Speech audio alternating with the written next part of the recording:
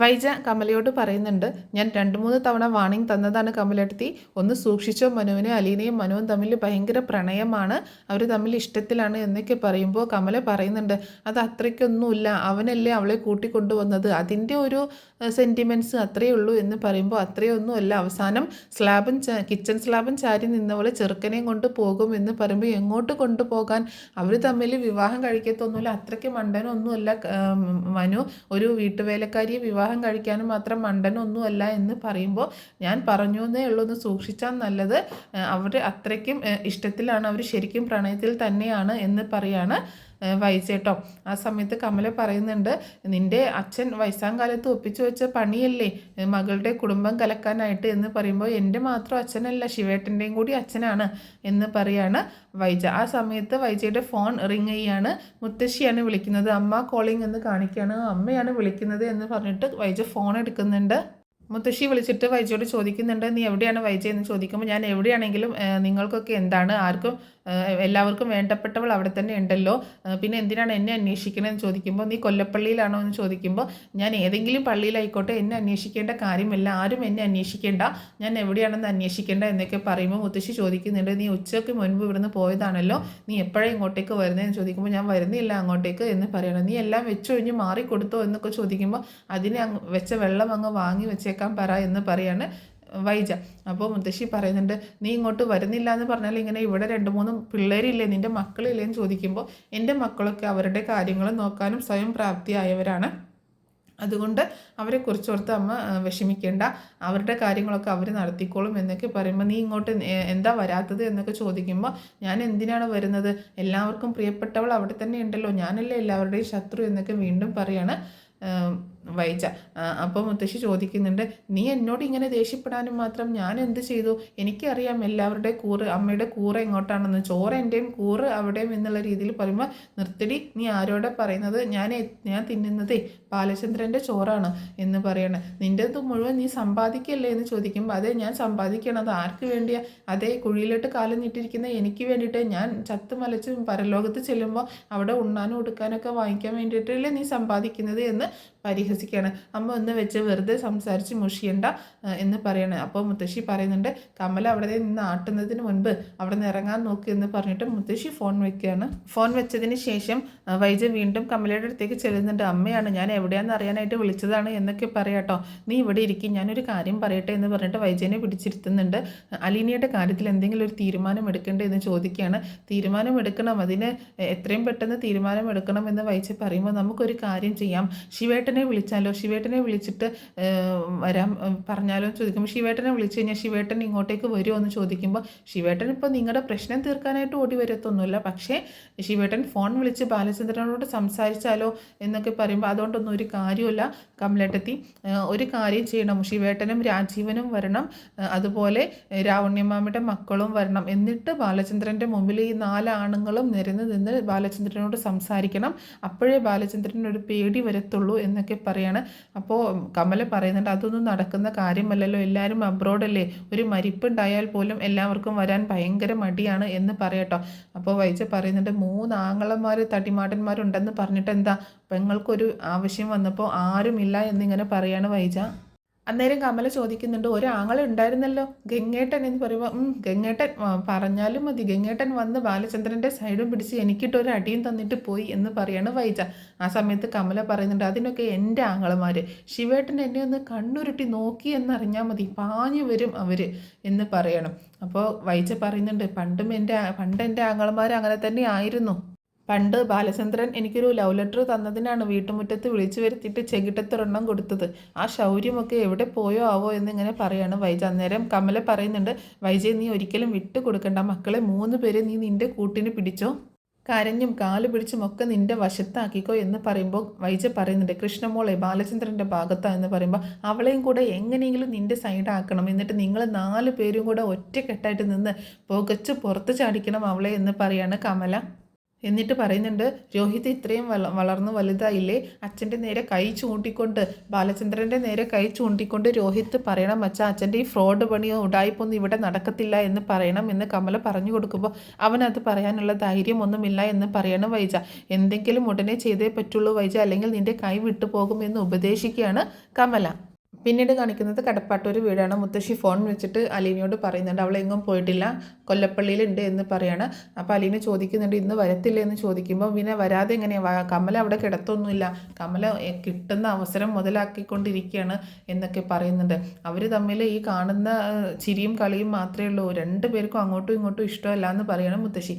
അതൊക്കെ എനിക്കറിയാം മുത്തശ്ശി, പക്ഷേ ഞാൻ അതല്ല ചിന്തിക്കുന്നത്, ഇങ്ങനെ പോയി കഴിഞ്ഞാൽ എങ്ങനെ ശരിയാവുക, ഇവർ രണ്ടുപേരും ഇങ്ങനെയാണെന്നുണ്ടെങ്കിൽ ഈ കുടുംബം എങ്ങനെ നിന്നു പോകും, ഇവരെന്താ മക്കളെക്കുറിച്ച് ആലോചിക്കാത്തത്, അവരെന്തെങ്കിലും തെറ്റുകൾ ചെയ്യുമ്പോൾ ഇവർക്ക് ശിക്ഷിക്കാനോ ശാസിക്കാനോ പറ്റുമോ, ഇല്ല, അവർ ആദ്യം തിരിച്ചു ചോദിക്കത്തില്ലേ നിങ്ങളെന്താ ഇങ്ങനെ, നിങ്ങൾ ഞങ്ങളുടെ കാര്യത്തിൽ ഇടപെടണ്ടെന്ന് പറയത്തില്ലേ എന്നൊക്കെ അലീന അങ്ങനെ പറയുമ്പോൾ അത് ശരിയാണല്ലോ, അങ്ങനെ ഒരു കാര്യം അതിൽ കിടപ്പുണ്ടല്ലോ എന്ന് പറയണം മുത്തശ്ശി.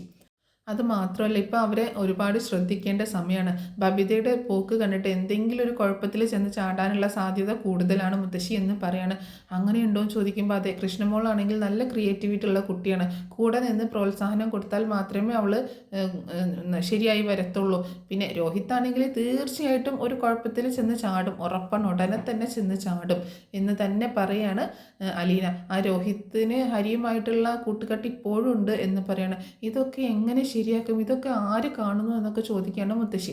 അപ്പോൾ അലീന പറയുന്നുണ്ട് ഇതൊക്കെ കാണേണ്ടത് ആരാ, ഞാനാണോ, ഞാൻ വെറും കാഴ്ചക്കാരി മാത്രം, ഇവിടെ ശ്രദ്ധിക്കേണ്ടത് ആരാ, ആദ്യം അമ്മ, പിന്നെ അച്ഛൻ, പിന്നെ മറ്റു കുടുംബാംഗങ്ങൾ, ഇങ്ങനെയല്ലേ മക്കളെ ശ്രദ്ധിക്കേണ്ടത്, ഇത് അതൊന്നുമില്ല എന്നിങ്ങനെ പറയാണ് അലീന. അപ്പോൾ മുത്തശ്ശി പറയുന്നുണ്ട് ഇവർ ബാലചന്ദ്രനും വൈജയും തമ്മിലുള്ള വടംവലി നിർത്താൻ എന്താ ഇപ്പോൾ ഒരു വഴി എന്നിങ്ങനെ ചോദിക്കുകയാണ്.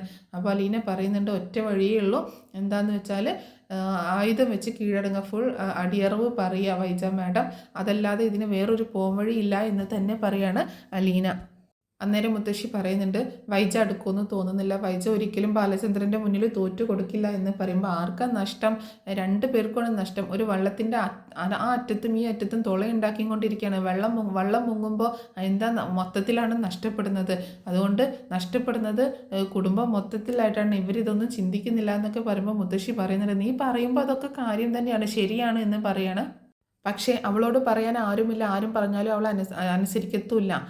ഇനിയിപ്പോൾ എന്താ ചെയ്യുക, വരുന്ന പോലെ അനുഭവിക്കുക, പിള്ളേരുടെ കഷ്ടകാലം എന്നിങ്ങനെ പറയാണ് മുത്തശ്ശി. പിന്നീട് കാണിക്കുന്നത് പിറ്റേ ദിവസം കേട്ടോ, കമലയുടെ വീട്ടിൽ തന്നെ നിൽക്കുകയാണ്, കൊല്ലപ്പള്ളിയിൽ തന്നെയാണ് നമ്മുടെ വൈജി നിൽക്കുന്നത്. അപ്പോൾ കമല ഫോൺ ചെയ്യുന്നുണ്ട് ഒരു ഏജൻസിയിലേക്ക്, ഞാൻ ഇന്നലെ പറഞ്ഞ കാര്യം എന്തായി, ഒരു ഹോം നേഴ്സിൻ്റെ കാര്യം എന്ന് ചോദിക്കുകയാണ്. അപ്പോൾ അവർ പറയുന്നുണ്ട് ഹോം നേഴ്സ് റെഡിയാണ്, നിങ്ങൾ ഞങ്ങളുടെ ഓഫീസിൽ വന്ന് കൂട്ടിക്കൊണ്ട് പൊക്കോളൂ എന്ന് പറയാട്ടോ. അങ്ങനെ ഫോൺ വെച്ചതിന് ശേഷം കമല പറയുന്നുണ്ട് ഹോം നേഴ്സ് റെഡിയാണ്, അവിടെ പോയി കൂട്ടിക്കൊണ്ടുപോകേണ്ട താമസമേ ഉള്ളൂ എന്ന് പറയുമ്പോൾ പ്രായം എത്രയുണ്ട്, ഒരു ചെറിയ പ്രായത്തിലുള്ളവരൊന്നും വേണ്ട എന്ന് പറയുമ്പോൾ അതൊന്നും നമുക്ക് പറയാൻ പറ്റത്തില്ല, അവർ തരുന്ന ആളെ കൂട്ടിക്കൊണ്ട് പോകണം എന്ന് പറയണം. അന്നേരം കമല ചോദിക്കുന്നുണ്ട് അല്ല നീ കൊണ്ടുപോകുന്ന ഹോം നേഴ്സിനെ ബാലചന്ദ്രന് ഇഷ്ടപ്പെടുമോ എന്ന് ചോദിക്കുകയാണ്. അപ്പോൾ വൈജ പറയുന്നുണ്ട് ബാലചന്ദ്രൻ്റെ ഇഷ്ടം നോക്കുന്നില്ല, ബാലചന്ദ്രൻ ഇഷ്ടപ്പെടേണ്ട ആവശ്യമില്ല, എൻ്റെ അമ്മയെ നോക്കാനുള്ള ഹോം നേഴ്സിനെ ഞാനല്ലേ തീരുമാനിക്കുന്നത് എന്ന് പറയുമ്പോൾ അല്ല ബാലചന്ദ്രൻ്റെ കാര്യങ്ങളും കൂടി നോക്കണ്ടേ എന്ന് ചോദിക്കുക. അതിനല്ലേ ഞാൻ ലീവ് എടുത്ത് നിന്ന് നോക്കും.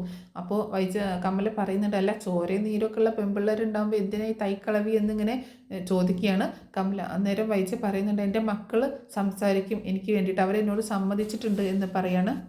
കൃഷ്ണമോള് പറഞ്ഞിട്ടുണ്ട് വഴക്ക് തീരുമെന്നുണ്ടെങ്കിൽ അലീനയെ പറഞ്ഞയക്കുന്ന കാര്യത്തിന് വേണ്ടിയിട്ട് കൂടെ നിൽക്കാമെന്ന് കൃഷ്ണമോള് പറഞ്ഞിട്ടുണ്ട്, അമ്മയെ ഞാൻ കൂടെ നിർത്തിക്കോളാം എന്ന് പറയുമ്പോൾ എന്നിട്ടും ബാലചന്ദ്രൻ സമ്മതിച്ചില്ലെങ്കിലോ എന്ന് ചോദിക്കുകയാണ്. രോഹിമോൻ സംസാരിച്ചോളും, അവനോട് ഞാൻ പറഞ്ഞിട്ടുണ്ട് എന്ന് പറയാണ് വൈജ.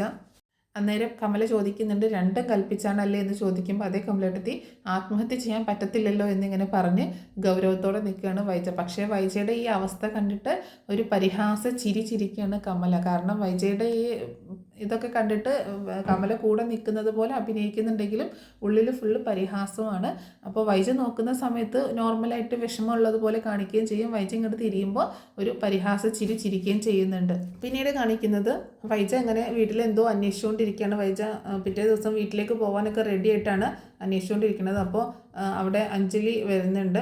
എന്നിട്ട് ചോദിക്കുന്നുണ്ട്, എന്താ ആൻറ്റി അന്വേഷിക്കുന്നതെന്ന് ചോദിക്കുമ്പോൾ എൻ്റെ കാറിൻ്റെ കീ കാണാനില്ല എന്ന് പറയണം. ആ സമയത്ത് കമലയും വരുന്നുണ്ട്. അപ്പോൾ കാറിൻ്റെ കീ എല്ലാവരും കൂടി നോക്കുന്ന സമയത്താണ് ഹരി അങ്ങോട്ടേക്ക് കയറി വരുന്നത്. അപ്പോൾ ഹരിയെ കണ്ടപ്പോൾ കമല ചോദിക്കുന്നുണ്ട്, എടാ ആൻറ്റിയുടെ കാറിൻ്റെ കീ നീ കണ്ടോ എന്ന് ചോദിക്കുമ്പോൾ ഇതാണോ സാധനം എന്ന് പറഞ്ഞുകൊണ്ട് കീ കാണിച്ചു കൊടുക്കുകയാണ്. ഇതെങ്ങനെ നീ എടുത്തുകൊണ്ട് പോയി എന്ന് ചോദിക്കുകയാണ്. നീ എന്തിനാ കാർ എടുത്തുകൊണ്ട് പോയത് എന്നൊക്കെ വൈജ ദേഷ്യപ്പെടുമ്പോൾ, അതെ ആൻറ്റിയുടെ കാറിനെ ഇന്നലെ വന്നപ്പോൾ എന്തോ ഒരു അൺനെസസറി സൗണ്ട് കേട്ടു ഈ ബോണറ്റിൻ്റെ അടിയിൽ നിന്ന്, അതൊന്ന് ചെക്ക് ചെയ്യാൻ വേണ്ടിയിട്ട് ഞാൻ ടൗണിൽ കൊണ്ടുപോയതാ എന്ന് പറയണം. എൻ്റെ കാറിൽ നിന്നോ എന്ന് അതേ ആൻറ്റി ശരിക്കും ഞാൻ കേട്ടു, അതുകൊണ്ടാണ് ഞാൻ കൊണ്ടുപോയത് എന്ന് പറയുമ്പോൾ കമലെടുത്തി ഇവൻ ഈ കാർ എടുത്തുകൊണ്ട് എന്തോ ഉടായ്പ ഒപ്പിച്ചുകൊണ്ട് വന്നേക്കാണ് എന്ന് പറയാട്ടോ. ആ സമയത്ത് അഞ്ജലി പറയുന്നുണ്ട്, ചിലപ്പോൾ ഗേൾ ഫ്രണ്ടിനെ കൊണ്ടുവിടാൻ പോയതായിരിക്കും എന്ന് പറയണം. കമലെടുത്തി ഇവനെ ഒന്ന് സൂക്ഷിച്ചോ എന്ന് പറയണം, ഇവർ എന്തെങ്കിലുമൊക്കെ കുഴപ്പങ്ങൾ ഒപ്പിക്കും, കടപ്പാട്ടൂർ വന്നിട്ട് തന്നെ എന്തൊക്കെ കാണിച്ചു കൂട്ടിയെന്ന് അറിയാലോ എന്ന് പറയുമ്പോൾ കമല പറയുന്നുണ്ട്, രോഹിത്തിനെയും കൂടി ഒന്ന് ഉപദേശിച്ചേക്ക്, രോഹിത്താണ് ഇവനെ വഷളാക്കുന്നത് എന്ന് പറയുമ്പോൾ ഇവൻ കടപ്പാട്ടൂർ വന്നിട്ട് എന്തൊക്കെ കാണിച്ചു കൂട്ടിയതെന്ന് കമലെടുത്തിക്ക് അറിയാലോ, രോഹിത് ഒരിക്കലും ഇങ്ങോട്ടേക്ക് വന്നിട്ടില്ലല്ലോ അങ്ങനെ ഓരോന്ന് കാണിച്ചു കൂട്ടാൻ എന്ന് പറയുമ്പോൾ എനിക്കറിയാം വൈജയ് രണ്ടും കണക്കാണ്, നമ്മളിനി അതിൻ്റെ പേരിൽ തല്ല് പിടിക്കണ്ട എന്ന് പറയണം, നീ ചെല്ലാൻ നോക്കി എന്ന് പറയുന്നുണ്ട്. അങ്ങനെ കാറിൻ്റെ കീ വാങ്ങിയിട്ട് പോകുമ്പോൾ വൈജ ചോദിക്കുന്നുണ്ട്, എടാ എടുത്തുകൊണ്ട് പോകുമ്പോൾ ഒരു മര്യാദയില്ലേ ചോദിക്കാനായിട്ട്, ചോദിച്ചാൽ ആൻറ്റി തരത്തില്ല അതുകൊണ്ടാണ് ഞാൻ എടുത്തത് എന്ന് പറയാണ്. ഹരി ശരി എന്ന് പറഞ്ഞുകൊണ്ട് വൈജ അവിടെ നിന്ന് പോകുന്നുണ്ട്. പിന്നീട് വൈജ കടപ്പാട്ടൂർ വീട്ടിലേക്ക് എത്തുന്നതാണ് കാണിക്കുന്നത്. ഹോം നേഴ്സിനെയും കൊണ്ടാണ് വൈജ വീട്ടിലേക്ക് എത്തുന്നത്. വീടൊക്കെ കണ്ടിട്ട് ആ ഹോം നേഴ്സ്, വലിയ വീടാണല്ലോ എന്ന് പറയുമ്പോൾ വീട്ടിനകത്തേക്ക് കയറിയാലാണ് വീടിൻ്റെ വലുപ്പം ശരിക്കും അറിയാവുന്നത്. വാ എന്ന് പറഞ്ഞ് വിളിച്ചുകൊണ്ട് പോകണം. ആ സമയത്ത് ബബിത വരുന്നുണ്ട്. ഇതാരാ അമ്മയെന്ന് ചോദിക്കുമ്പോൾ ഇതാണ് പുതിയ ഹോം നേഴ്സ്, അച്ഛനെ നോക്കാനാണോ എന്ന് ചോദിക്കുമ്പോൾ അച്ഛനെ മാത്രമല്ല അമ്മയും ഒക്കെ മുത്തശ്ശിയൊക്കെ നോക്കാനുള്ളതാണ് എന്ന് പറയണം. അതിന് അച്ഛൻ സമ്മതിക്കുകയും ചോദിക്കുമ്പോൾ അച്ഛൻ്റെ സമ്മതം ആർക്ക് വേണം, അച്ഛനൊരു ഹോം നേഴ്സ് വേണമെന്നല്ലേ ഉള്ളൂ, അതിന് അലീന തന്നെ വേണമെന്നില്ലല്ലോ എന്ന് പറയണം വൈജ. അപ്പോൾ അലീനയോ അവളെ ഇന്ന് തന്നെ ഇവിടെ നിന്ന് പറഞ്ഞേക്കുകയാണെന്നും കൂടി പറയുന്നുണ്ട് വൈജ. അച്ഛൻ സമ്മതിക്കുകയും ചോദിക്കുമ്പോൾ അച്ഛനെ നോക്കാനല്ലേ ഹോം നേഴ്സിനെ കൊണ്ടുവന്നേക്കുന്നത്, ഇനി സമ്മതിക്കാതിരിക്കുന്നത് എന്തിനാ എന്നൊക്കെ പറഞ്ഞിട്ട് സുമിത്ര എന്ന് പറഞ്ഞിട്ട് വീടൊക്കെ കാണിച്ചു കൊടുക്കുന്നുണ്ട് കേട്ടോ. അതാണ് കിച്ചൺ എന്നൊക്കെ പറഞ്ഞ് ഓരോന്ന് കാണിച്ചു കൊടുക്കണം. അപ്പോൾ ആ സുമിത്ര എന്ന് പറഞ്ഞ ഹോം നേഴ്സ് ചോദിക്കുന്നത് ടി വി റൂം ഏതാണെന്ന് ചോദിക്കുകയാണ്. അപ്പോൾ വൈജ ഒന്ന് സൂക്ഷിച്ച് നോക്കിയപ്പോൾ ടി വി റൂം ഏതാണെന്ന് വീണ്ടും ചോദിക്കുന്നത്. അങ്ങനെ ടി വി കാണിച്ചു കൊടുക്കുകയാണ്. അപ്പോൾ എന്നിട്ട് പറയുന്നുണ്ട്, എനിക്ക് സീരിയലെല്ലാം കാണണം, വൈകിട്ട് 6 മണി മുതൽ 10 മണി വരെയുള്ള എല്ലാ സീരിയലും കാണണം, ഉച്ചയ്ക്ക് 2:30 മുതലുള്ള സീരിയലുകളും കാണണം എനിക്ക് എന്ന് പറയുമ്പോൾ, അപ്പോൾ ജോലി ചെയ്യുന്നത് എപ്പോഴാണ്, എനിക്ക് എൻ്റെ ജോലിയൊക്കെ 10-12 ആകുമ്പോഴേക്ക് കഴിയും, പിന്നെ ഞാൻ ഫ്രീ ആയിട്ടിരിക്കും, ഞാൻ എൻ്റെ ജോലികൾ ഒക്കെ തീർത്തിട്ടാണ് സീരിയലൊക്കെ കാണാനിരിക്കുക എന്ന് പറയാണ് ആ സുമിത്ര. വാ അമ്മയെ പരിചയപ്പെടുത്തി തരാം എന്ന് പറഞ്ഞിട്ട് മുത്തശ്ശിയുടെ അടുത്തേക്ക് കൊണ്ടുപോകുന്നുണ്ട്. അതേസമയം മുത്തശ്ശിക്ക് ഭക്ഷണമൊക്കെ കൊടുത്തിട്ട് കൈയും വായൊക്കെ കഴുകിച്ച് പാത്രമൊക്കെ കഴുകി വെക്കുകയായിരുന്നു അവിടെ അലീന. ആ സമയത്താണ് വൈജ അങ്ങോട്ടേക്ക് കയറി ചെല്ലുന്നത്. വൈജയെ കണ്ടിട്ട് മുത്തശ്ശി ചോദിക്കുന്നുണ്ട്, ആ വൈജയ് നീ എവിടെയായിരുന്നു, നീ ഇപ്പോഴാണോ വരുന്നത് എന്നൊക്കെ ചോദിക്കുമ്പോൾ, നീ ബാലചന്ദ്രനോട് പറഞ്ഞിട്ടാണോ പോയത് എന്നൊക്കെ ചോദിക്കുന്നുണ്ട്. ഞാൻ കൊല്ലപ്പള്ളിയിലേക്കാണ് പോയത്, എൻ്റെ വീട്ടിലേക്ക് പോകാൻ ഞാൻ ആരോടെങ്കിലും പറയണോ എന്ന് ചോദിക്കുമ്പോൾ, നീ ബാലചന്ദ്രനോട് പറഞ്ഞായിരുന്നു എന്ന് ചോദിക്കുമ്പോൾ, എന്തിനാണ് ഞാൻ പറയുന്നത്, ബാലചന്ദ്രൻ കോയമ്പത്തൂർ പോയപ്പോൾ എന്നോട് പറഞ്ഞായിരുന്നു, ഇല്ലല്ലോ ഒരു പാലം ഇട്ടാൽ അങ്ങോട്ടും ഇങ്ങോട്ടും ഒക്കെ വേണ്ടേ എന്നിങ്ങനെ പറയാണ്. എന്നിട്ട് കയറി വാ സുമിത്ര എന്ന് വിളിക്കുന്നുണ്ട്. അപ്പോൾ സുമിത്ര അങ്ങോട്ടേക്ക് കയറി ചെല്ലുകയാണ്. സുമിത്ര അങ്ങോട്ടേക്ക് കയറി വരുമ്പോൾ ഇത് ആരാ എന്ന് ചോദിക്കുകയാണ് മുത്തശ്ശി.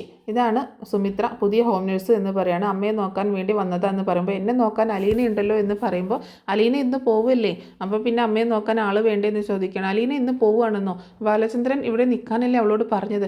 അപ്പം വൈജ് പറയുന്നുണ്ട്, അലീന എന്നേ ഇവിടെ നിന്ന് പോകാൻ നിന്നതല്ലേ, പിന്നെ നമ്മളെന്തിനാണ് പിടിച്ചു നിർത്തുന്നത് എന്ന് പറയണം. നീ ഇന്ന് തന്നെ പൊക്കോ, നീ എല്ലാം റെഡിയാക്കി വെച്ചേക്കുന്നതല്ലേ എന്ന് വൈജ അലീനയോടും പറയുന്നുണ്ട്.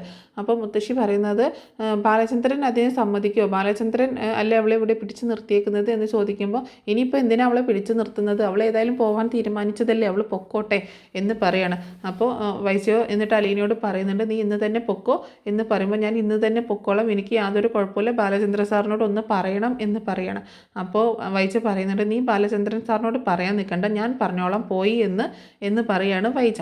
ആ സമയത്ത് മുത്തശ്ശി ചോദിക്കുന്നുണ്ട്, ഇവർക്ക് അതിന് പ്രായമായവരെ നോക്കാനൊക്കെ അറിയാവോ, അതോ ടി വിയും മൊബൈലും കണ്ട് ഇങ്ങനെ സമയം കളയോ എന്നൊക്കെ ചോദിക്കുന്നുണ്ട്. അപ്പോൾ സുമിത്രയുടെ മുഖം മാറുന്നുണ്ട് കേട്ടോ.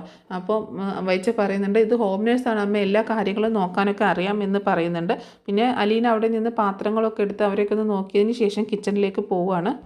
ആ സമയത്ത് മുത്തശ്ശി പറയുന്നുണ്ട് ബാലചന്ദ്രൻ്റെ അടുത്ത് ഒന്ന് ചോദിച്ചിട്ട് മതിയായിരുന്നു എന്ന് പറയാണ്. ബാലചന്ദ്രനെ പോലെ ജോലി ചെയ്യുന്ന ആളാണ് ഞാനും, എനിക്കൊരു അധികാരവും ഇല്ല ഈ വീട്ടിൽ എന്ന് പറയണം. എന്നിട്ട് സുമിത്രയും വിളിച്ചുകൊണ്ട് നീ വാ സുമിത്ര എന്ന് പറഞ്ഞുകൊണ്ട് പുറത്തേക്ക് പോവുകയാണ് വൈജ. എല്ലാം കൂടി ആലോചിച്ച് ആകെ വിഷമിച്ച് ഇങ്ങനെ കിടക്കുന്ന മുത്തശ്ശിയെ കാണിച്ചുകൊണ്ടാണ് എപ്പിസോഡ് അവസാനിക്കുന്നത്. നാളത്തെ എപ്പിസോഡ് ഒരു സംഭവബഹുലമായിട്ട് തന്നെ ആണ് വരുന്നത്. കാരണം വൈജ അലീനയെ പറഞ്ഞയക്കാൻ തീരുമാനിച്ചിരിക്കുന്നു, പുതിയ സെർവൻറ്റിനെ വെച്ചേക്കുന്നു.